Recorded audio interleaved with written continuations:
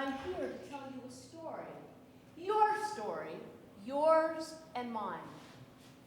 Tonight, we embark upon a journey. For every story is a journey, and this one is no exception. So long as you take no exception to me telling it. Our story is about brothers. Two brothers. Two brothers, not much alike, not so very different either. One hungry for power, the other for love. One chosen by his country, the other by his God.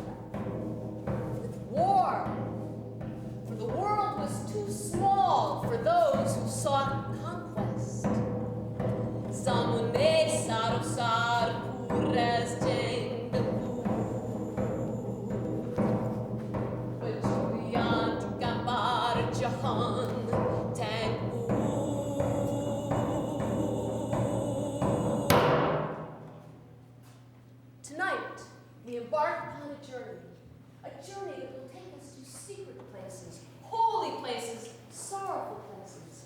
We'll meet men and women who, like ourselves, have the potential to shape history. We have a rendezvous with history, you and I. The brothers. Let's get back to the brothers. Brothers who were not really brothers, but grew up in the same town, kicked the dust in the same streets. Boys who played games all boys played. They skipped school to see the latest Italian film. They even wrote love poems to the same girl, who in return smiled vaguely and drove them both mad. The boys were born next door to each other, born in an ancient land, under the burden of ancient times. Their destinies a reflection of each other, like looking into a mirror. Looking into a mirror and seeing two faces. There's the rub. The boys become revolutionaries. Change is in the air. They can sense it. They needed to make their blood boil and to feel alive. But power is a great seducer. You know that, don't you? And once you've tasted it, it's so very hard to give up. This is where our boys' paths part. They separate, not so amicably. They separate and go their own way, one by force, the other by ambition. One chooses to stay and serve God in a land of non-believers. The other flees to the heart of all religions to serve men with guns. But when history calls upon you to make this choice, what's the difference? One man's God is another man's gun. Vayomer Adonai Elkad, Ehel Amicha, Vayomer Lo Yadati, Hashomer Achi Anochi. Where's your brother? No. Am I my brother's keeper? Here they are, the boys on the streets, wreaking havoc on the streets of Abbasabad in Tehran. I'm sorry, did you say where's Tehran? If you can't find it on a map, you shouldn't be allowed to bomb it. Tehran is in Iran. Iran is next to what used to be Iraq. On the other side of Iran is Afghanistan, also known as Bin Laden's recording studio. Picture this, Tehran, a city much like any other metropolitan city. Crowded, polluted, bad driving, and noise, incessant noise. This is where our boys grow up. And later, two men fighting side by side. You watch my back, I'll watch yours. Let let me take you there. Iran, late 70s, Ali and Aster at Tehran University, hotbed of student opposition. Our boys become communist sympathizers, fighting the tyranny of the Pahlavi regime, or at least that's what they think. They're captured, imprisoned, tortured, but they survive. You watch my back, I'll watch yours. Two men, two friends, almost brothers, but things change. The revolution succeeds, but it's the Muslim clerics that rise to power. You watch my back, I'll watch yours.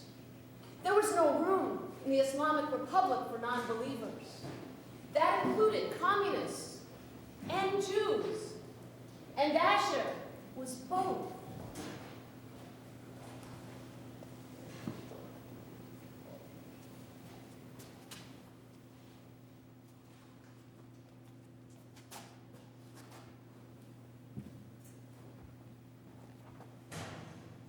His car's at the gate.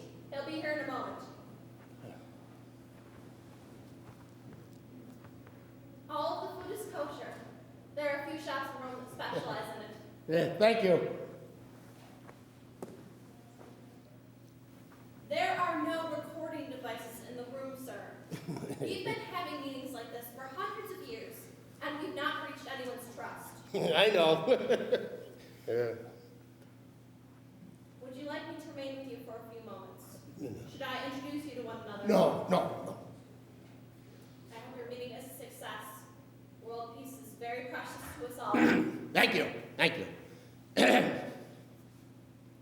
Would you like to be alone, sir? Yes.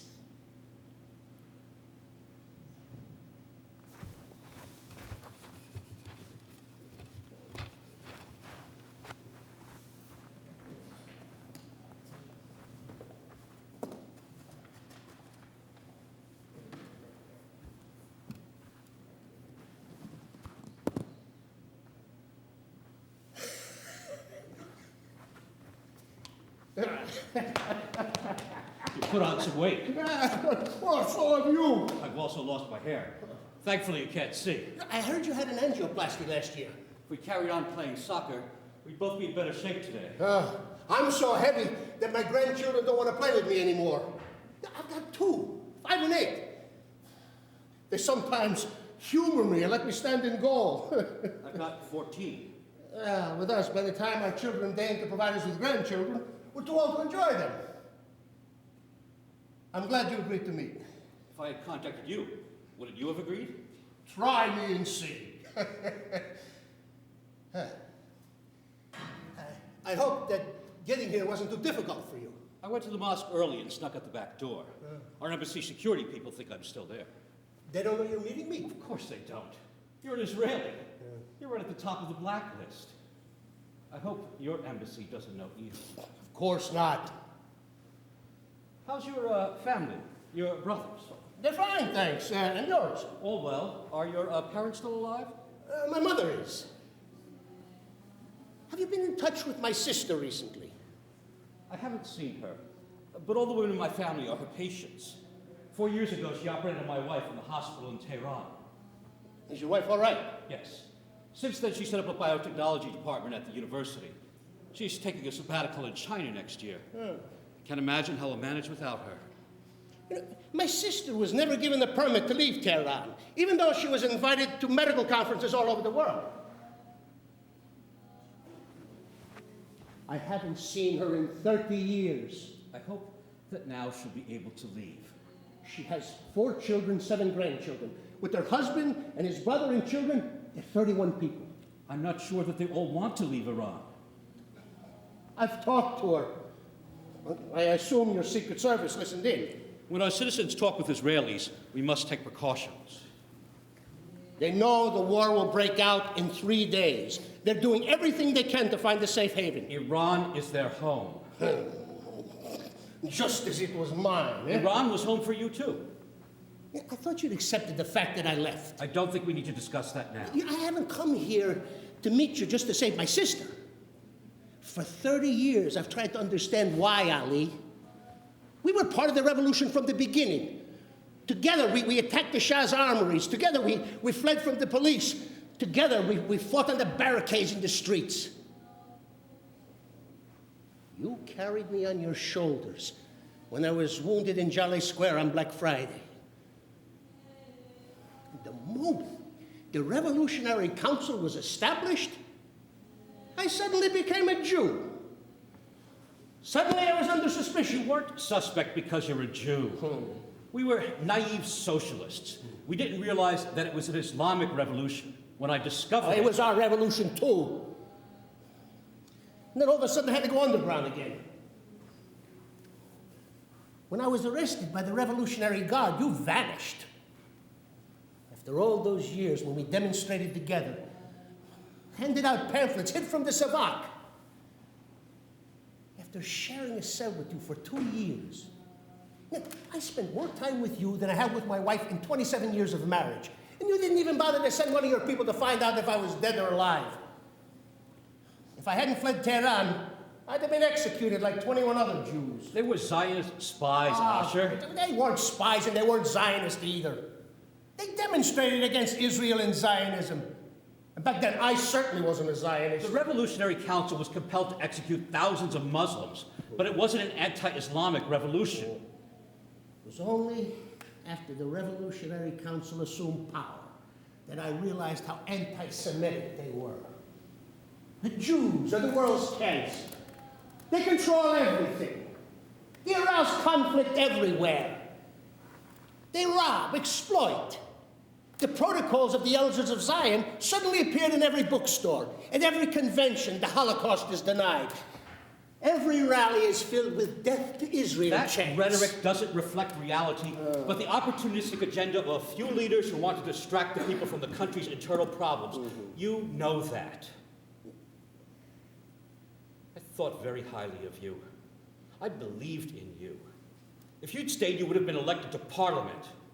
If I'd have felt that you wanted me, I'd have remained in your ministry even as a janitor. We wanted you. We were prepared to take you back even after you fled. But instead of coming back, you suddenly became a Zionist and joined a gang of imperialist criminals who torture and brutalize occupied people crammed in stinking refugee camps. So why did you agree to meet with me then? Because you were the best midfielder I'd ever seen. I remember at least 4, maybe even 5 of your passes that led to unforgettable goals. Because, thanks to you, I didn't slash my veins in the Shah's prison.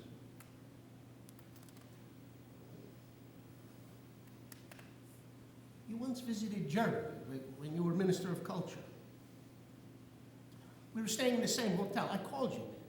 Your security people slammed down the phone. I didn't know.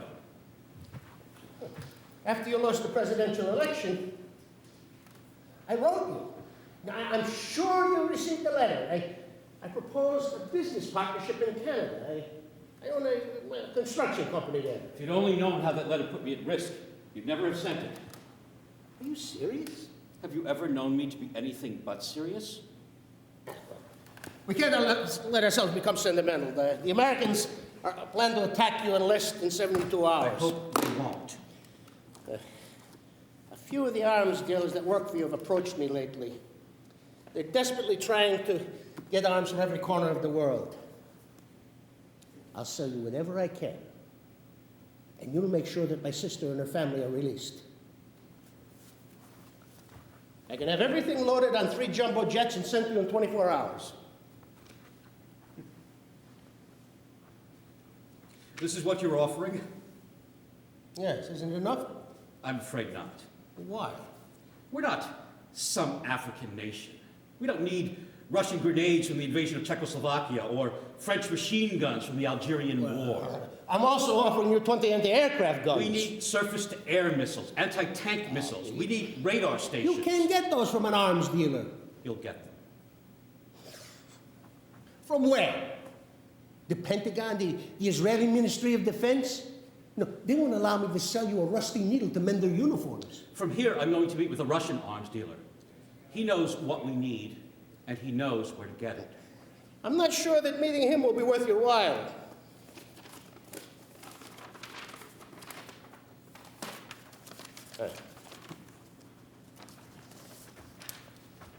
That's what he offered you yesterday. This is what he'll offer you today. My offer's much better. I see you've done your homework. The Russian works for me. He can't offer you what I don't have.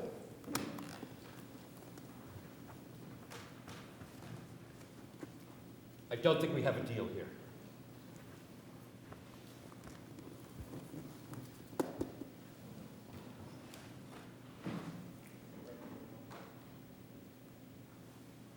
Some coffee? Little bird told the nuns that you prefer coffee to tea. When we lived together in the student dorms, we used to drink 10 cups like this every morning, remember? For a fresh cup of coffee, you would run down to the Turkish shop on the corner of the boulevard in your underpants. Here. Yeah, now I just have 1 cup a day. High blood pressure. Did you have any treatment after your angioplasty? How's your cholesterol? Don't ask. If you want to lower your cholesterol, you gotta have a lot of sex. It's been clinically tested. The doctors don't talk about it because they want us to go on buying medication. By the way, I've got connections in Rome. I can fix you up. Just don't go dressed like that. Enough, Osher. You're not a monk, Ali. Everyone knows about your other 3 wives. You didn't marry them just to make people jealous. Don't talk rubbish. Incidentally, your daughters weren't exactly nuns either. 2 years ago, I saw the twins water skiing in bikinis on Lake Geneva. They're both very beautiful. Maybe I shouldn't have regretted you leaving Iran so much. Maybe you weren't really suited to living there after the revolution. We would have probably hanged you. Not because you're a Jew, but because you're such a womanizer. The entire nation would have been sent straight to hell because of you. I suggest you reconsider my offer. Talk to your arms dealers. They know the market. You won't get a better deal.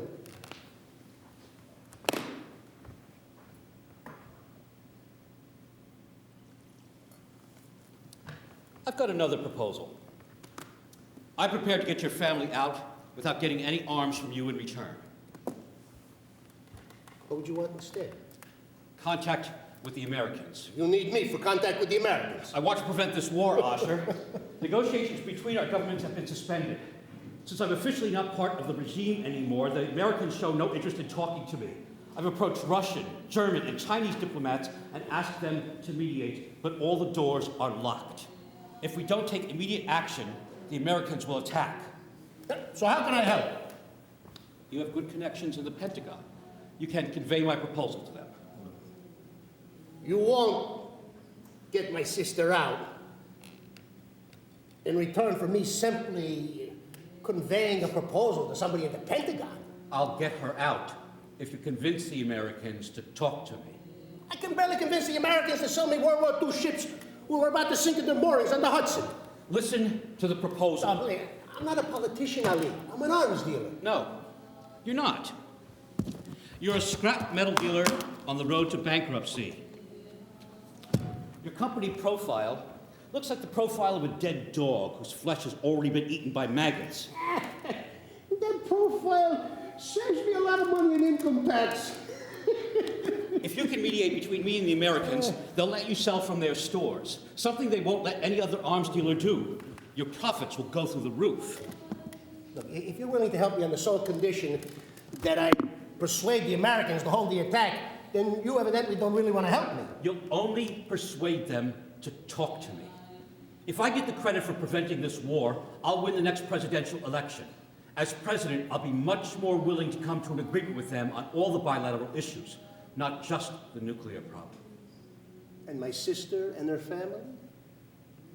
I'll put them on one of my oil tankers at Bandar Abbas, or smuggle them over the border to Pakistan on a truck carrying carpets.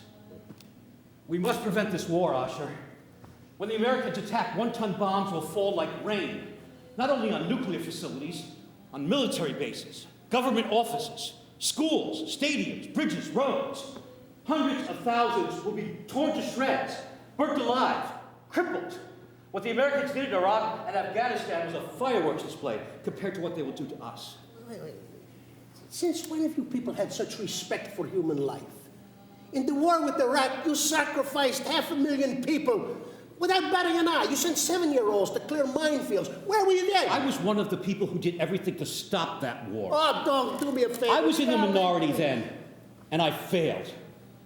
Today I can lead a more powerful opposition with other people who have also had enough of the Islamic Republic. We want freedom. We want democracy. We want separation of church and state and to rebuild our economy. I have such people in the business community, among intellectuals, students, even in the military. This time, we will succeed. People in Iran don't want a war with America.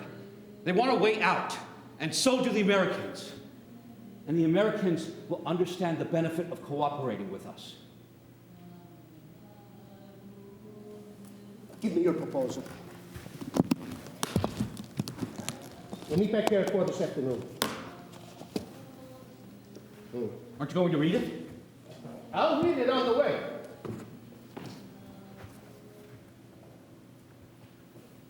I hope everything was to your satisfaction, sir. It was. Absolutely. This room will be ready for you at 4 this afternoon. If you would like to rest, we can arrange a room for you here with a comfortable bed and a bath. Thank you. And lunch, of course. But I'll return at 4. I'll be happy to be help in any way that I can. Thank you. I may need a little help after all.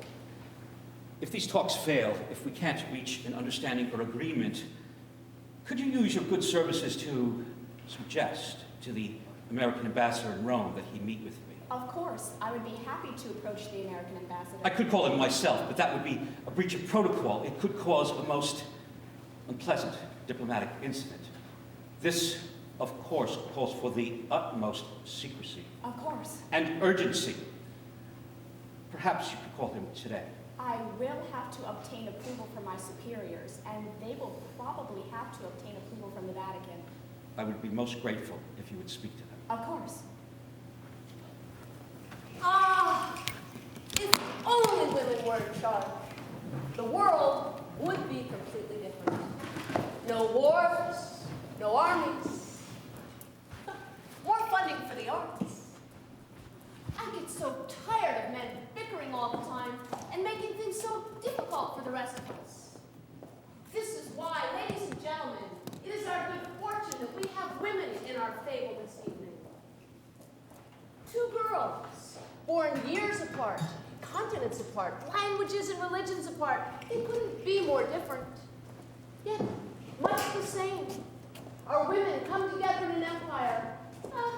An empire much like any old empire rises today, falls tomorrow. A leader and an idealist in a land that calls itself by the name of the continent and defines itself by opportunity.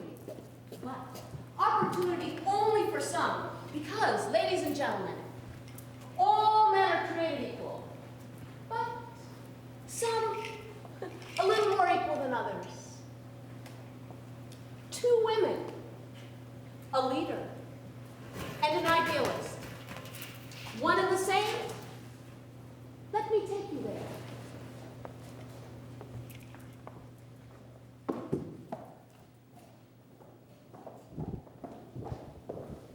Good morning, Tom. Has anything changed since our last briefing? The Chinese and the Russians are screaming their heads off, and the Israelis say that they'll take action if we pull back. We're 72 hours from launching the attack. The Israelis just need to sit tight, and the Russians have got nothing to complain about. Their last negotiation plan fell through 6 months ago.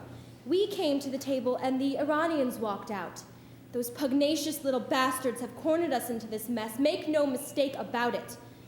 Besides, if the Russians have as much clout as they claim, they would have forced Iran to accept our terms. The Russian president sees it differently. That's nothing new.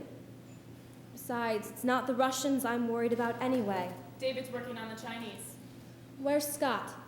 General McKinley is on his way from a meeting with the Joint Chiefs. He's got some news. Good morning, Madam President. You're late, David. It's 6:05. The Chinese are in the bag. Well worth the wait. Good job. Our boy Wonder here's a closer. I knew it the day we hired him for our campaign. How did you pull it off? Exactly as you suggested. Once they were assured of their cut of the oil, they were more than happy to join the Allied forces. It's all business to the Chinese. They'll get North Korea to do their dirty work. Good morning, Madam President. I'm sorry I'm late. Good morning, Scott. There's been a development, ma'am. Let's hear it. Last night, the Iranians moved brand new anti-aircraft missiles to the two major nuclear facilities in Natanz and Arctic. While the favored scenario remains a decisive and simultaneous attack on all Iranian arsenals, given the recent movement, we are forced to shift from conventional weapons. What is contemplated at this time, Madam President, is the B-61. Nuclear Earth penetrators. Yes, ma'am. General McKinley, I seem to recall having this conversation 4 days ago, and a week ago, and a month ago. And in each case, General, I seem to recall having rejected the nuclear option. Have I been unclear in any way? I understand your hesitation, ma'am. Hesitation! Madam President, the Air Force is proposing to use low-yield missiles. The Joint Chiefs believe this option to be the most effective and efficient. That is correct, ma'am. 10 kiloton bunker busters in swift succession. General Stalin assures us that by using the low-yield NEPs, the Air Force can eliminate the Iranian arsenal in 48 hours. Scott, would this scenario increase the Air Force's estimated casualties? No, ma'am. The NEPs will be delivered through surgical airstrikes. And how will this impact the Navy? From the 5th Fleet's post in Bahrain, we serve a stray of remotes in 6 hours and take control of the flow of oil tankers. We'll use littoral combat ships in the Persian Gulf to move troops in and out quickly. The warfighting modules will also allow us to combat any retaliation from mines, submarines, or pirate ships in the Gulf. And the Army? Given Iran's rugged terrain and sheer size, General Kudrow and Mans are proposing to airlift forces to the target sites. The men on the ground will quickly ensure the success and completion of the mission. Has your radioactive containment plan changed, General? We continue to evaluate various indicators to minimize impact and spread, ma'am. But the real source of fallout will be the Iranian arsenal, and there's nothing we can do about that. Israeli intelligence shows the 2 underground facilities of Bashir and debris may be holding as many as 50,000 centrifuges held 75 feet deep. The bunker busters are our only option there, ma'am. Conventional weapons do not reach those targets. General McKinley, does the date August 6, 1945 mean anything to you? What were the casualties at Hiroshima? Over 100,000, Madam President. And what is the combined impact of the scenario that you are proposing? 80 times that of Hiroshima, ma'am. I am going to say this one more time, and this will be the last time I'm going to say it. The nuclear option is unacceptable to me. Is that clear? Yes, ma'am.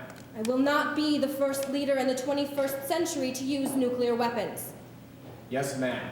Now, there has to be a better way of achieving our goals in Iran. They have exhaustively evaluated all options. I can assure you, Tommy, that the Joint Chiefs are perfectly capable of developing non-nuclear scenarios that are as effective and as efficient. Am I right, General? Yes, Madam President. I apologize for interrupting, ma'am, but this is urgent. We're in the middle of a briefing, Mina. I will convey your message to the President at a later, more appropriate time. I'm afraid it can't wait now. Excuse me? I believe we are done with the briefing, Tommy.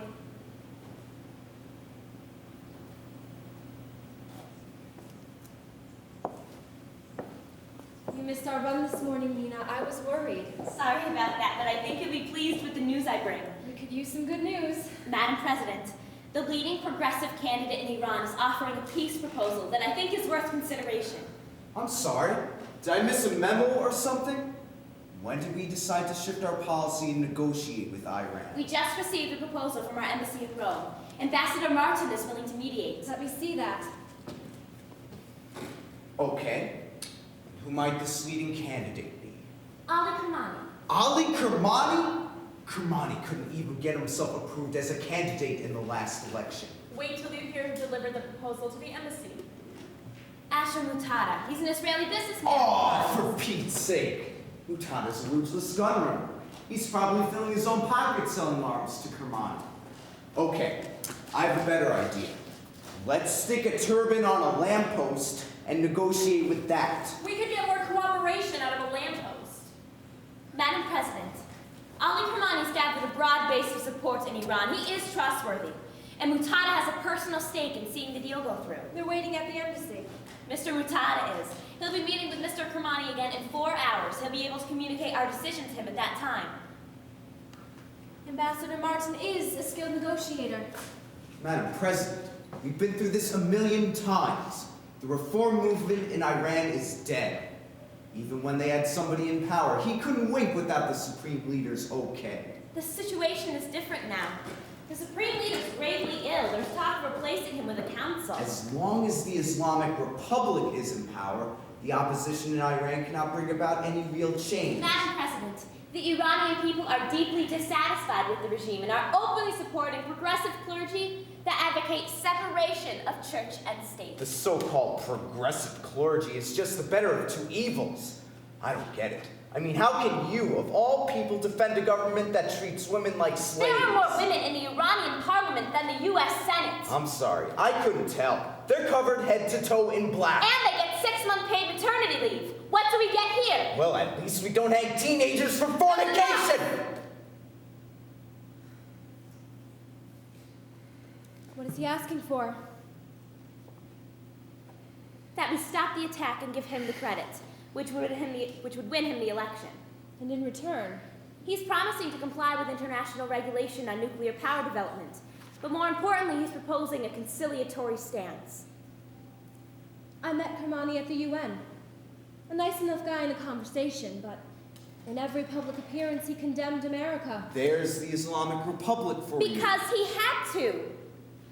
As a representative of the government, Mr. Karimi couldn't deviate from official line. But when elected president, he can shift the existing policy and set a new tone. He could lead by example. Madam President, as your chief foreign policy advisor, I must strongly caution you against pursuing this option at this time. Any contact with elements inside the Islamic Republic will completely discredit us with our allies. I would have to agree with David's assessment. There will be plenty of direct contact after the Islamic Republic is removed. Madam President, any attempt at installing another puppet regime in Iran will only deepen the existing distrust of the Iranian people. We need to align ourselves with the regressive forces inside Iran. Distrust of the Iranian people? We are the ones who should be distrustful. Madam President, this regime has done nothing but lie, falsify records, and undermine our efforts in the region. And Kermani wants to change all that, but he needs our help. Madam President, Ali Kermani is a man of integrity, one of the few players who aren't completely corrupt. Ambassador Martin thinks very highly of him. A man of his word is how he described Mr. Kermani. I will read the proposal. Madam President, we don't even know if this guy can get himself elected. And even if he did, there's no guarantee that he'll follow through with his promises. I would like to read the proposal. Kermani might be our best option yet, if he can be trusted. General McKinley. Yes, ma'am. What would happen if we postponed the launch for 24 hours? It would greatly jeopardize your positions, ma'am. I understand that. I am asking for specifics. Yes, ma'am. Include the details in my next report. Thank you, Scott. Thank you, everyone. Next briefing in 4 hours. Mina, Yes, Madam President. I'm not sure about Kermani. We've talked about how Iranians say one thing in private and completely the opposite in public. Well, maybe because they have to. But we can't afford to make any mistakes here, Mina. I will need irrefutable proof of Kermani's credibility. Yes, ma'am. I won't let you down, ma'am. Tommy, what happened here today? You completely shifted our agreed-upon policy in Iran. I think David has I every meant right. with McKinley. The General asked for my support in obtaining your approval of the Joint Chiefs plan. You know those generals are just itching to get the madam off their backs. They cringe every time they think of a woman as commander-in-chief. And you turn around and side with them. At a time like this, after all the character attacks we endured during the campaign. We We wouldn't want you to appear weak. That is precisely how you made me appear. Why do you listen to this girl anyway? It's like every time she hands you a few pages, the two of you are back in Stanford again. This is no time for evaluating new options. We're scheduled to attack in 72 hours, and the Air Force still doesn't know which arsenal to use. What the Joint Chiefs need right now is a decision. I will not send 120,000 American troops into a Geiger-busting cesspool of enriched uranium, Tommy. And that is my decision. Tell me how we got in this mess. Really? Does anyone have any ideas? Yes. Did I hear you say oil? Excellent. And over here, what was that? Greed. Now we're getting somewhere. From the beginning of time, wars have been about money. This one is too. It seems like someone is always profiting from war, and I keep wondering who will profit from this one. I remember back to the Peloponnesian Wars. So many years ago. So much money grubbing going on back then. And for what? What was it? Religion. Fabulous. God. Now that's a great reason to go to war. I mean, if God called upon you and asked you to fight for God's cause, what would you say?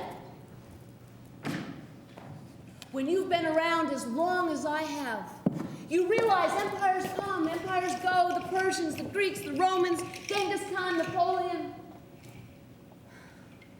But there's a time before every war, a moment in time, a time to make a decision that could change the world of our story, yours and mine, our story.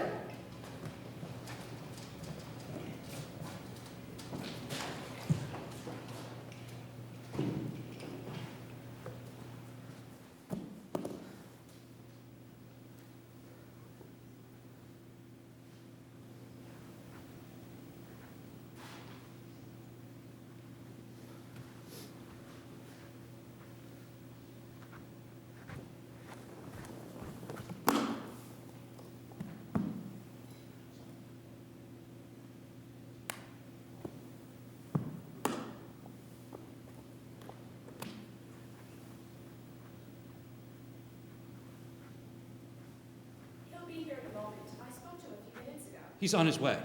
It was hard to tell. He called from his mobile. Would you like me to call him back? There's no need. He'll be here. Is there somewhere I can take a shower? Of course. Would you like to shower now? When he gets here, ask Sorry I'm late. The Americans held me up. You're not really bald, Ali. Thank you. I can fix you a hair implant if you like. I know someone in Paris who does excellent work. What did they say? Huh? I need something to drink. My mouth is dry from so much talking. Don't they have any beer? I don't understand. Is this their famous hospitality? What did they tell you? Who? The Americans. They were very positive. I asked them to put out something to eat. I haven't had anything to eat since this morning. I've got some mints if you want. Mints? If I don't have something to eat every 2 hours, my ulcer starts acting up. Ask them to order in a pizza for you. Pizza? You can eat pizza. I donated $100,000 to the order so they could host us today. I think I deserve a little more than pizza. By the way, they've got some Iranian restaurants here that aren't all that bad. The best chela kebabis in Tehran fled to the west after the revolution. I'll ask them to have some kebabs sent in, eh?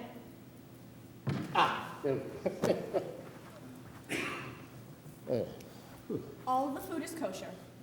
Who asked for kosher food? We respect the religious beliefs of all of our guests. Would you still like to take a shower? No, thank you. Aren't you eating? It's kosher. I've eaten. What? Why did you want to shower? It was hot outside. Oh, you've been a naughty boy. Bravo. I should have known you couldn't survive a day without one of the women in your harem. If you'd have just said something, I'd have fixed you up with one of my gypsies. There's something special. They never let you feel as though you've bought them. What did the Americans say? told you, they were very positive. They agreed. Of course. What exactly did they agree to? To everything you proposed. They'll meet with you, discuss a comprehensive agreement, postpone the attack, and let you have all the credit. Are you sure? That's why I was so late. I was with them till now. Oh, we shouted, argued, cursed, threatened. They called Washington, I called Washington. In the end, they folded. The director of the CIA is prepared to fly out here tomorrow. The director of the CIA? Yes. He's willing to talk with me. Unofficially, to lay the groundwork for official negotiations as soon as you're elected president next year. Does the American ambassador in Rome know about this? He was in the room with me and the CIA agent. I'd feel better if I could hear it from him. Well, that's the problem. What's the problem? They don't know who you're representing. You're not part of the present regime, and well, this opposition you claim to lead is not so well organized. Apparently, you haven't been too active in the last few years. The ambassador was a member of the U.S. delegation to the UN when I headed our delegation. He knows who I am. I'm sure the president remembers me, too. I met her several times when she was Secretary of State. Once we even had coffee together at the Waldorf. I'm sure she remembers you, but they want proof that they can rely on. What proof? I stressed your status, of course. Your influence, your popularity. But they demand something concrete. What? The release of my sister and her family. You're joking. They said if you can't even obtain their release, they can be sure you win the election next year. All right. They'll be released. When? We're 64 hours before the attack. It's almost 7 in Tehran. All the offices are closed. I'll call the Minister of the Interior at home. He's one of my people, too. He'll have to locate the appropriate officials, collect the family's passports, prepare traveling documents for them. It could take a few hours. I hope they'll be on their way by midnight. Where to? I'll arrange a special flight to Pakistan. Excellent. When the American ambassador in Karachi calls the American ambassador in Rome and tells him that my sister and her family are sitting in his office, we can move forward.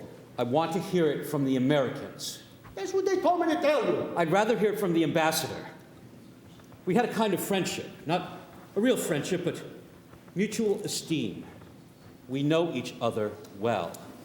I'm sure that the moment he calls the White House, the president will jump on board. I'm telling you that they want proof before they start talking to you. But you want to start talking to them and provide them with proof afterwards. Precisely. What?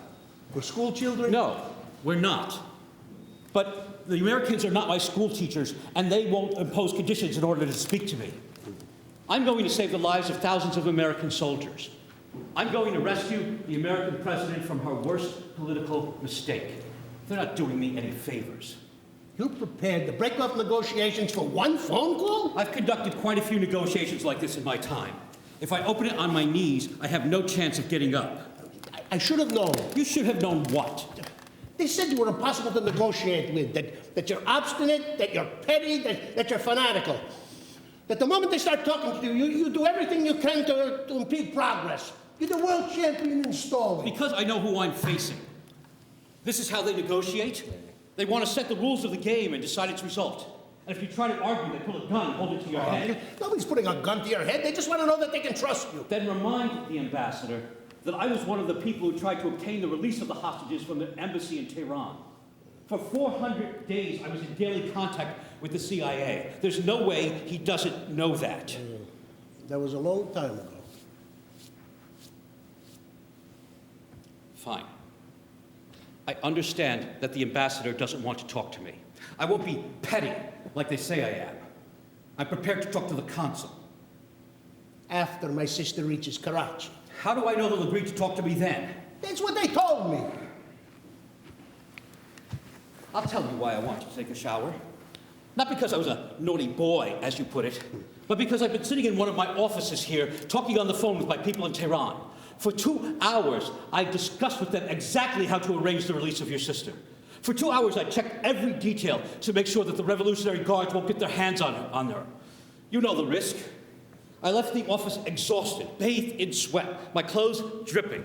I rushed here to inform you, and now I hear that they won't talk to me. They'll talk to you tomorrow. If you're ready to go ahead with the plan, let's move forward.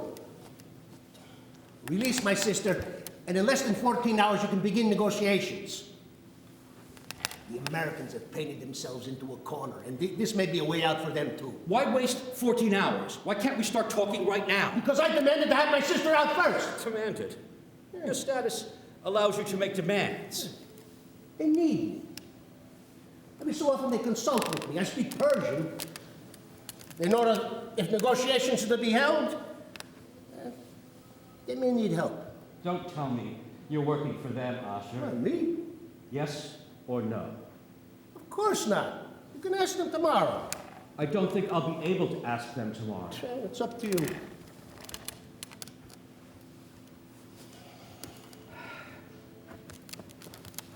I'm beginning to think you're not telling me the truth, Asher. Of course I'm telling you the truth. They didn't ask for any proof of my reliability. They don't need it. They know who I am. Even the president does. They told you they weren't prepared to help me, and they threw you out, didn't they? Not exactly. They don't believe that after you're elected president, you'll freeze uranium enrichment. I promised that I will accept any inspection they want. Up until now, you always fooled the inspectors. So why did you spin me that yarn about your sister? It's not a yarn. I suggested it so that I could meet with the CIA tomorrow and tell them that if this man can save Jews from the jaws of the Revolutionary Guard, then he can be trusted. So all anybody has to do to get the CIA to trust him is to save a few Jews. I've worked with them for many years, Ali. I've sold arms for them in all kinds of places they'd rather keep quiet about. That's how you oil their wheels. Do you work with them or for them? Darky, what difference does it make? You're right. It doesn't. I understand that you want your sister. I promised you I would save her. But if I do it without anything in return, I'll be hanged in Tehran's main square the next day. I'm trying to save you too, Ali. Save me? Yes, from yourself. From your face-saving games, your sensitivities. Yes, the Americans didn't want to talk to you. They know you. They think you're an arrogant blowhard. At every meeting they had with you when you were in office, you get insulted and leave. And now they think they're afraid that if they help you become president, you'll forget about it the next day and deny ever having made an agreement with them. I'm trying to make you more credible. Give me my sister. Tomorrow, you'll meet with the director of the CIA and convince him you mean every word of your proposal. Is he on his way here? He'll be here as soon as the American ambassador in Karachi calls the American ambassador in Rome and tells him my sister's in his office. Fine. Inform the director that I'll be waiting for him here tomorrow morning. Tell him to come as soon as he gets the call from Karachi. He'll be here.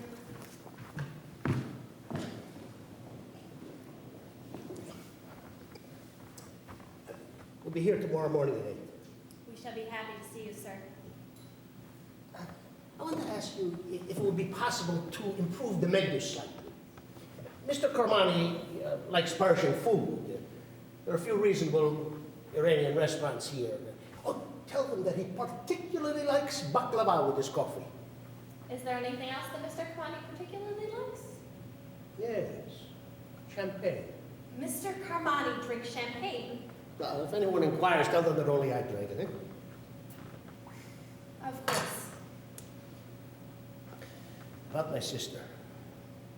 Your sister? I know you listen to our talks. Is there any way you can help her? What do you mean, sir? I'm afraid if these talks fail, they'll harm her.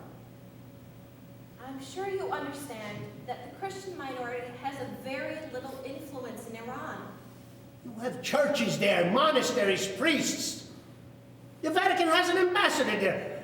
When Armenian Christians were sentenced to death by the Revolutionary Guard, you went all the way to Khomeini to save them.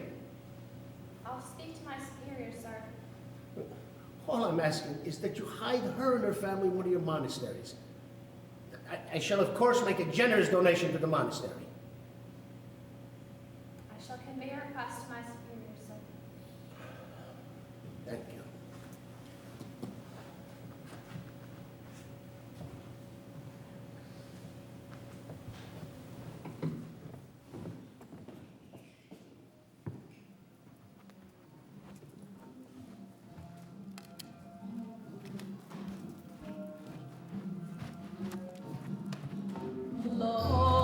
Alone I have traveled,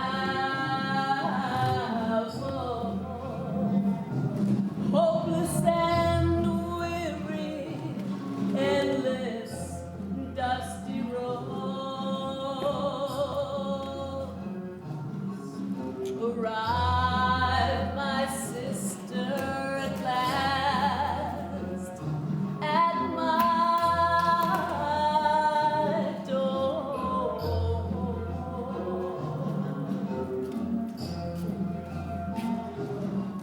I've passed my sister's wind and storm. Don't keep me standing so tired at your door.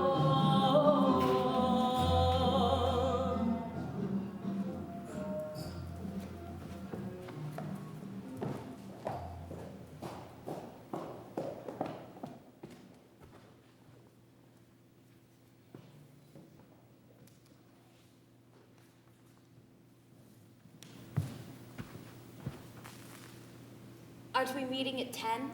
The president is saying goodbye to the Saudi delegation. She'll be here in a few minutes. Is that your report? Yes, I gave a copy to the president a couple of hours ago. You should have come to me first. And what would you have done? Picked up the phone and called Kermani right away. If you had asked nicely. You were too busy reassuring the Israeli prime minister that our plans wouldn't change. Do you even believe that Israel has a right to exist? I don't believe anybody's right to exist supersedes another's. Israel's the only real ally we have in the Middle East. And whose fault is that? Iran was an ally. Iran was an ally. You really think invasion after invasion is going to increase our popularity? This isn't the high school prom, Nina. We're fighting an enemy. There are people out there willing to fly planes into American buildings and kill innocent civilians just to prove a point. Those pilots who flew into those towers were Saudis, David. Saudis. Related to the same people the president had dinner with last night. We have to work with the few friends we have. Friends we buy. Like the $2 billion a year we give to Israel so they can be our guns in the Middle East. That's right.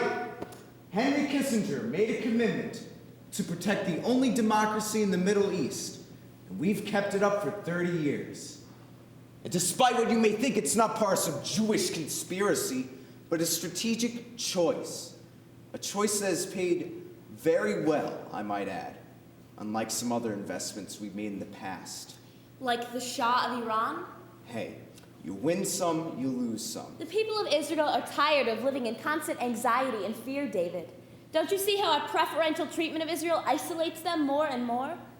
Hey, we're the good guys here, okay? Camp David, Oslo. Maybe you're confusing us with one of your Hamas friends. Did you work with any of those administrations? I'm not as old as you think.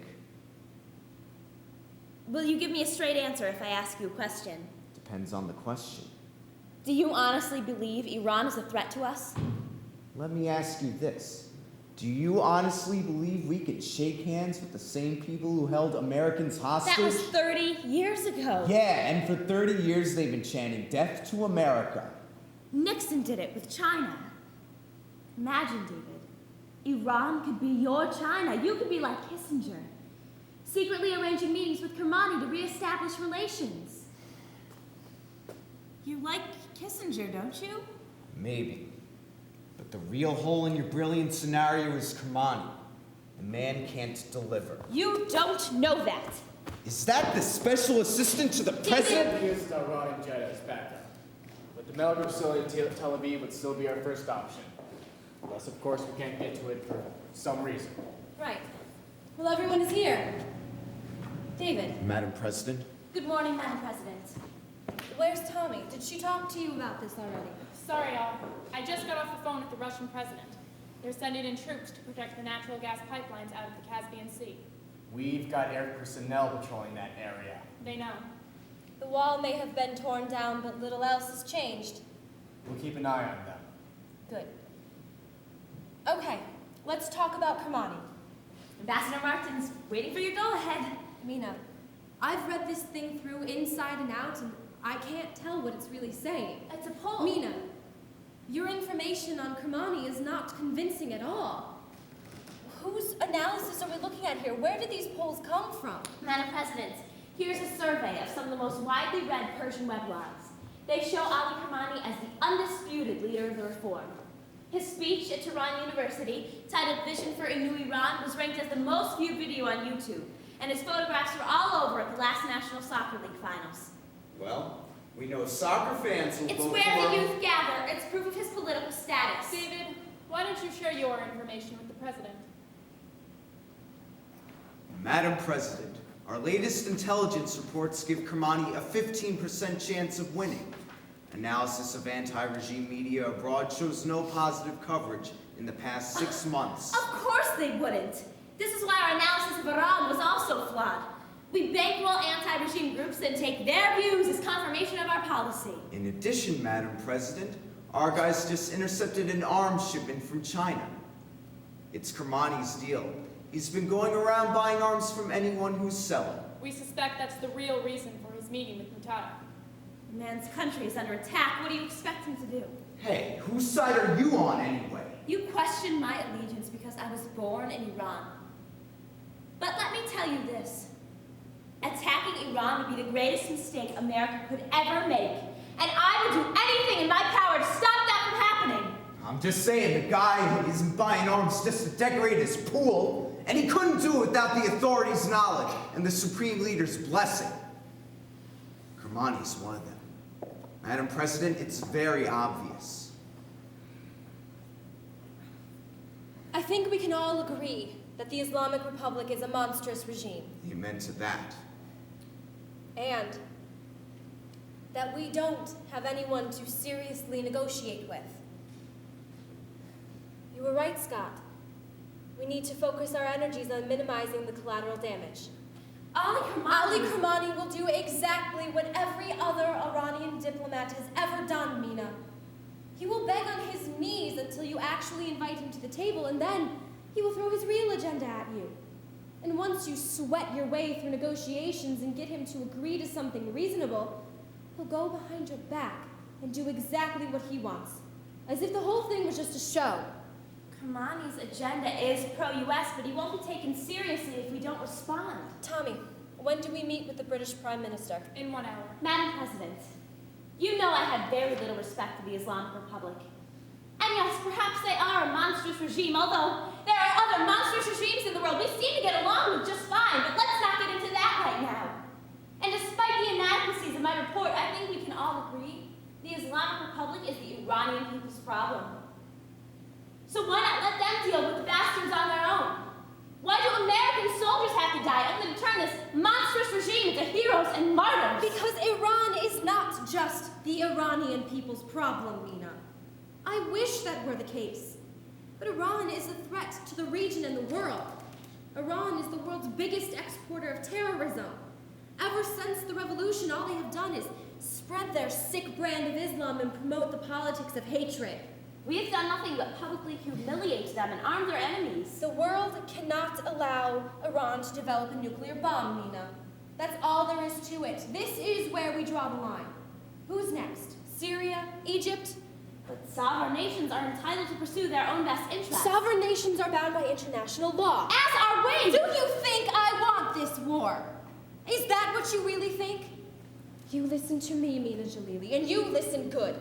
There comes a time when you have to stand up for what you believe in. There are no easy answers in the real world. Yes, Military intervention may be our last option, but we must be prepared to use it when the situation demands, because sometimes using a gun is the only way to bring about peace. Do you think Abraham Lincoln wanted the Civil War? Did he want 500,000 Americans dead? No. But the idea that all men are created equal is too precious to leave by the wayside, as is freedom and democracy. These values are the foundation of the American character, and they are worth fighting for. You have to decide what kind of world you want to live in, and then do everything in your power to create that world and to preserve it. Do you understand what I'm saying? You always said the Civil War was about economics. I've had enough.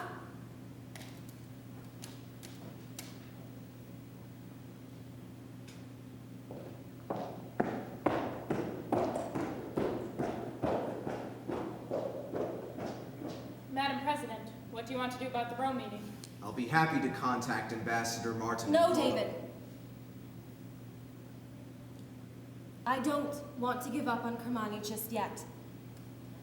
Mina is not the right person for this job. I want you to follow through with it. Madam President. Do it! Now! Yes, Madam President. What's next? The Joint Chiefs are waiting for us in the Situation Room, ma'am. To the Situation Room. These are difficult times we live in, Scott. I think I prefer the Cold War. That's only because you're fluent in Russian, ma'am. Is that the problem, Tommy? That none of us speaks Arabic? Mina speaks Persian, ma'am, and she wasn't much help. Mina has got a lot to learn.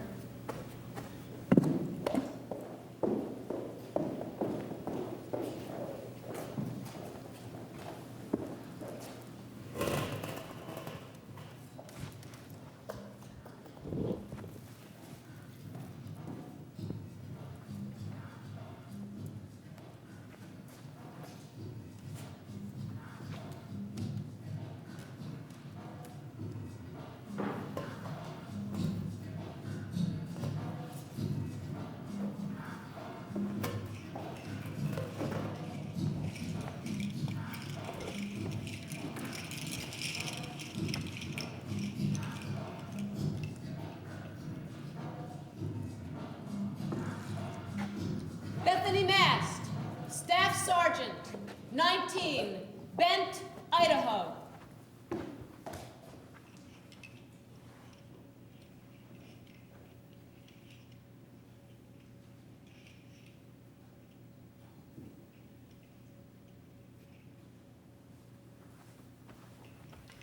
Muhammad Hussein Amiri, Captain, 23, Natanz, Iran.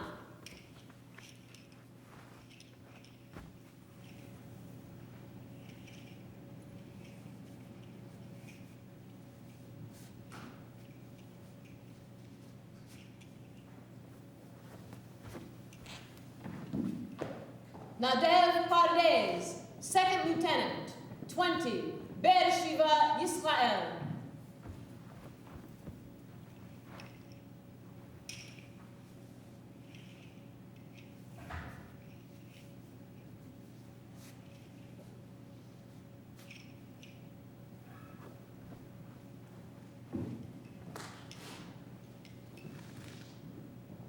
Yosef Morgenstern, Private, 17, Yerushalayim, Israel.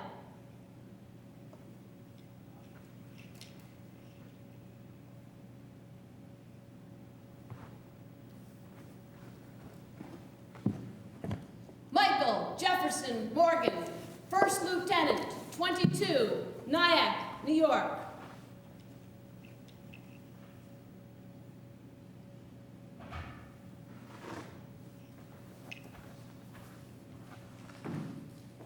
Ardashir Patel, Major, 32, Yats, Iran.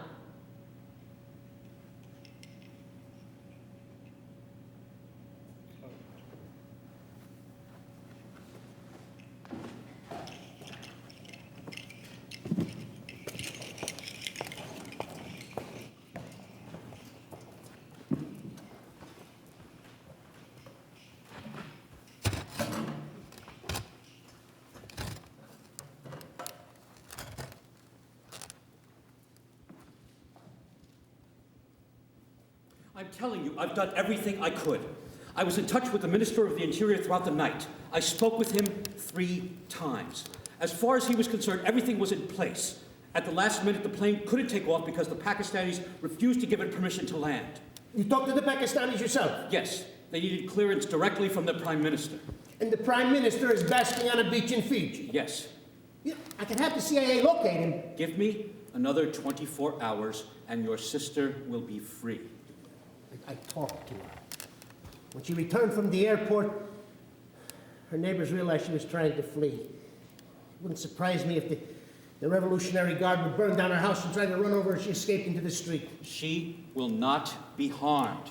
Tehran will be bombed in 48 hours. We can still prevent it.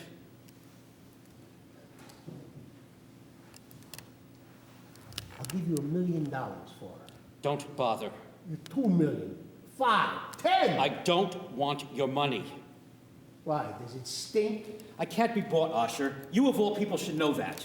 If you hadn't been bought already, you wouldn't have your fleet of oil tankers. When I hear you saying how much you want to prevent this war, I can't help thinking you're worried about how your profits will be affected. I'm worried about the thousands that will be killed. I'll do anything I can to prevent this killing. Why is it when I hear you talk about human life, I find it so difficult to believe? Maybe because when I was arrested by the Revolutionary Guard, you said you'd do everything you could to help me. And afterwards, it turned out you didn't do anything. I did. For 6 months, I was interrogated, tortured, humiliated. I was accused of espionage, treason, adultery. With one phone call, you could have got me out of there. If I hadn't done what I did, you'd be dead.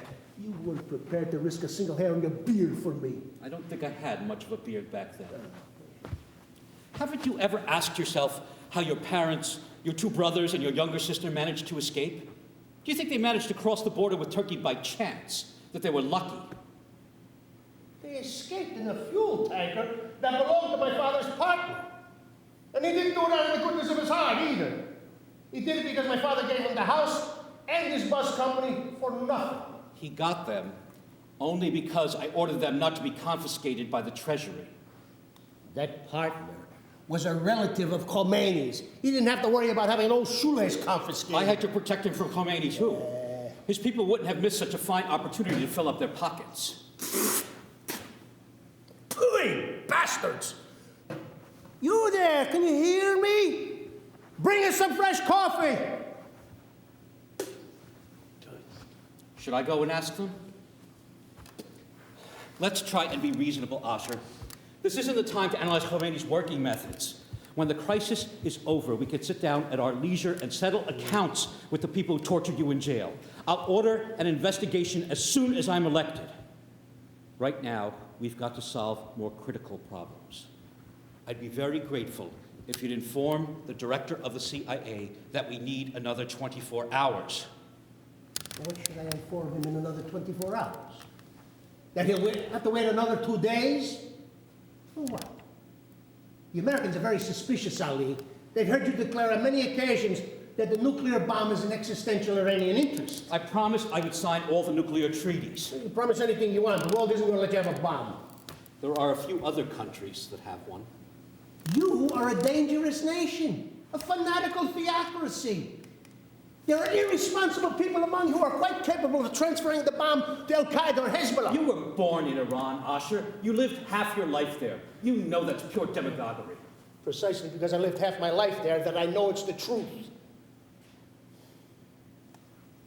God, I love that country so much. The Caspian Sea, the lush forests of Gilan, the snow-covered peak of Damavan Mountain, greeting me every morning from my tiny Tehran apartment. The generosity of the people, the curiosity, their humor, the natural wisdom. What have you done to it? You've taken it back to the Middle Ages. That's why I fled. I didn't want to live in an ignorant, unenlightened society, a society where man has no value, where there's no aspiration for progress, where women are debased and exploited. I don't think you have any right to preach to me, I Osher. fled to Israel because that handful of Jews that you call the sons of pigs and dogs have done more for human advancement than any other nation on earth. I don't live in an ignorant, unenlightened society. We define progress on our own terms, not on yours. You don't believe in progress, Ali. You believe in backwardness. Developing nuclear power as an alternative source of energy is a step towards progress. You are not interested in alternative sources of energy. You are interested in building bombs. The U.S. wants to keep us backward. We talked about it so much in those long days that we were rotting in jail. You yourself said that's why the CIA overthrew Mossadegh in 1953. That's why they installed the Shah and supported him for 26 years, to protect American businesses and American access to our oil. It's time the U.S. acknowledges those facts and changes its policy of exploitation in Iran. This is the only way for reconciliation. That's what I want to negotiate with them about. Backwardness to continue moving. I don't understand how you stayed with this Islamic revolution for so many years. Since when were you religious? You were never a great believer. I don't remember you praying 5 times a day. What happened? You suddenly saw the light? I was always a believer. Or maybe you became religious so that you could find yourself a place on this revolutionary council. Because then you could carve out such a successful career and make so much money. Eh? I became religious because I discovered that religion can make people more decent. It can make them better. You truly believe what you're saying? Are you more decent than us? Are you any better? Yes. Would you like me to detail the crimes committed by those better people in Europe, for example? A list from just the last century would suffice. Just a minute. I don't understand why you're dragging me into this argument. You're too smart to think that your moralizing would make me work harder to obtain your sister's release. I'm not moralizing. I'm trying to understand why you stay there. I stay there waiting for the opportunity to create a change. Well, I wish I could believe that. For years, I hoped that someday I'd be sitting in my office and the phone would ring and you'd be on the other end and you'd say, I'm in America. Let's get together and find a way to bring down this damn Islamic Republic. I admit that not everything turned out as I wanted. I thought that once the Shah was gone, there'd be greater freedom. I was wrong. But if I hadn't stayed, the situation would have been far worse. From the moment you decided to stay, you became partner to the decline. And you? What are you a partner to? What kind of progress have you achieved? You're an arms dealer. A man without scruples from a brutal, racist country. You fear no God. Human life only has any value if it's Jewish, and especially if the Jew is white-skinned. You yourself are a second-class citizen in Israel. That's why you travel the world making money, hoping it will gain you a little respect in Israel and in America. In America, you only get respect if you are white-skinned. We're all second-class citizens to the Americans. They will respect you if you have the bomb. Why should Iran not have the bomb when Israel, Pakistan, and India do? Even North Korea.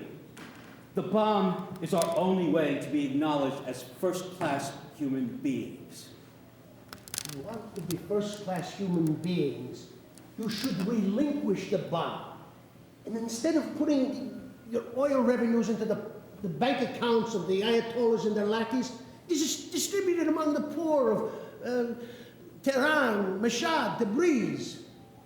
Build new homes for young couples. Invest in your universities so that they don't flee to the West, your intellectuals don't flee to the West. One thing to win a revolution, and another thing to build a nation. Enough, Oscar. That's what you promised in your last election campaign. Why this provocation? If you wanted to save your sister, you wouldn't speak to me like this. Of course I want. Then let's see how much you want it. I'm willing to make a far simpler deal with you. I'll call my people in Tehran and tell them to allow your sister and her family to go to the German embassy and request asylum. She can be there in 2 hours. You call the CIA representative in Rome and let me talk to him. I'll make the call. But he'll talk to you only after my sister's inside the German embassy. Why are you being so stubborn? No. A phone call for a phone call. It's a pretty fair deal. Only once she's inside the embassy. If the German embassy won't allow her in, I'll hide her in my home with my family. I'm not prepared to even consider such a possibility. Why is it so hard for you to believe me? Because I can't understand how an important man finds it so impossible to release one woman and her family. Maybe I don't release her because I'm not so sure that you want her to be released. I can't stop thinking that you actually want something else. I can't stop thinking that what you really want is to sabotage my plan to talk to the Americans. I don't want anything else. I think I'm beginning to understand. I think I understand why you're so insistent on not calling the CIA. I think I understand why you're so insistent on talking to the CIA before my sister's inside the German embassy. I wouldn't be surprised at all to find that this whole story about the director of the CIA coming to Rome to negotiate with me is a pack of lies. And I wouldn't be at all surprised that this whole story about the Prime Minister of Pakistan basking on the beach in Fiji is also a lie. You never intended, even for 1 minute, to help me postpone the American attack. Because I figured out why you wanted to postpone. I told you why. Look, Ali, if you really came here as the head of the opposition, you could have released my sister in no time. But the fact is, the Supreme Leader sent you. And so you have to report back to him and get his permission. That's why her plane never took off for Pakistan. He wouldn't allow it. He hates Jews so much that he refused to let her go in spite of all the benefits he could have gained. I don't think you want your sister's release any longer, Usher. You did. I have no doubt about that. That's why you bribed 10 people in my office to pass on your request to meet with me. But the moment you realized that I was prepared to release her only if you helped me talk to the Americans, you decided you no longer wanted her release. You changed your mind. You might be concerned about her, but you're far more concerned about the possibility that if I do talk to the Americans, that perhaps I'll actually manage to prevent the war. That's why you decided to sabotage this meeting, because you don't want to prevent the war. You want America to attack us. You want America to destroy us, smash us, annihilate us. You want us to stop posing a threat to your damned country. And for us to stop being a threat to your damned country, you're even willing to sacrifice your sister. You're right. I'm not prepared to help you talk to the Americans. And although you continue to deceive me, I'll be frank with you. You had no intention of talking with them to reach an agreement. You can't fool me. The Supreme Leader sent you to talk to the Americans so that you could gain time to develop his bomb. You think that if the Americans postpone their attack for another few months, your scientists will succeed in manufacturing 1, 2, maybe 5 bombs. And you'll drop the first one on us. 1 million people will die in the conflagration. Cities will be destroyed. Nuclear fallout will cover the earth. And nothing will be impossible for anything to live on it. And I am prepared to do everything in my power to prevent that from happening. Even if it means my sister has to save herself on her own.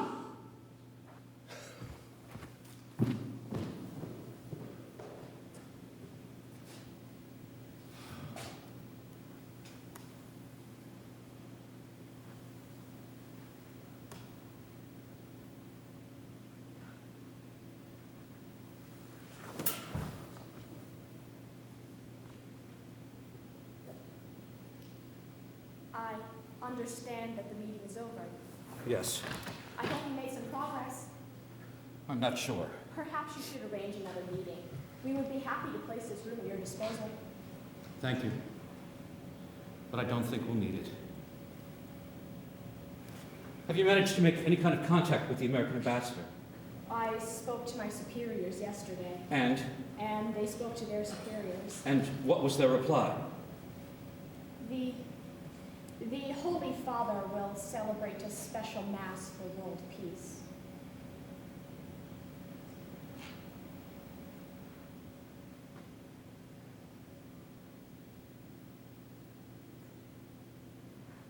Thank you.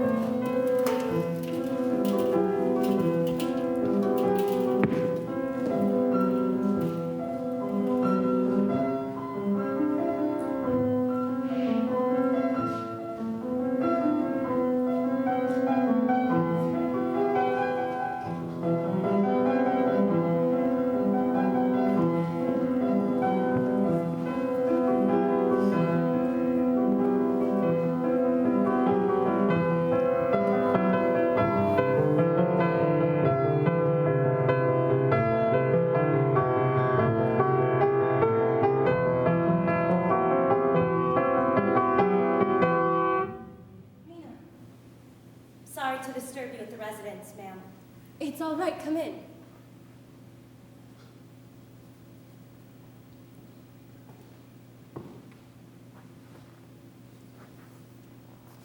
I wanted to do this personally.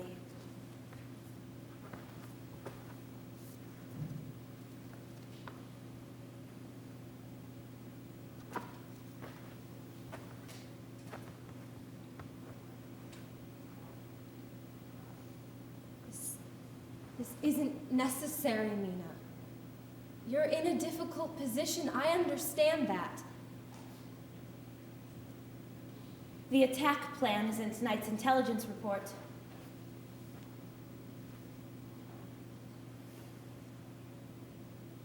It was a difficult decision for all of us. Articon's first on the list of targets. It's just the way they're listed. The attacks will be simultaneous. My grandfather was born in Articon.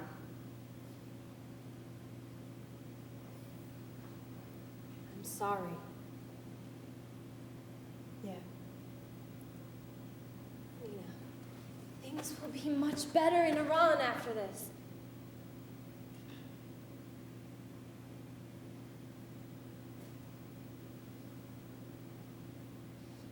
It was an honor to serve with you, Madam President.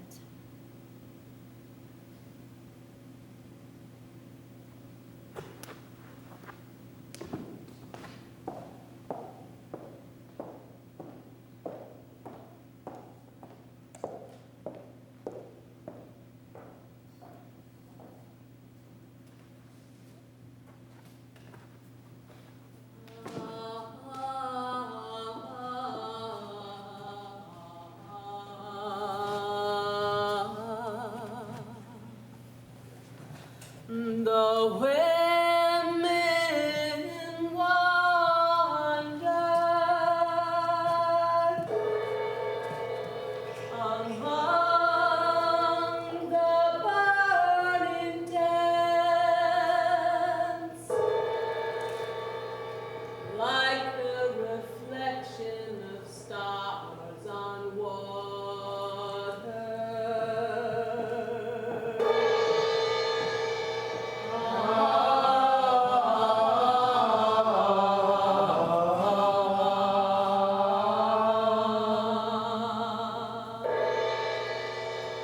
The small children ran round the tents, ran like fiery sparks from the heart.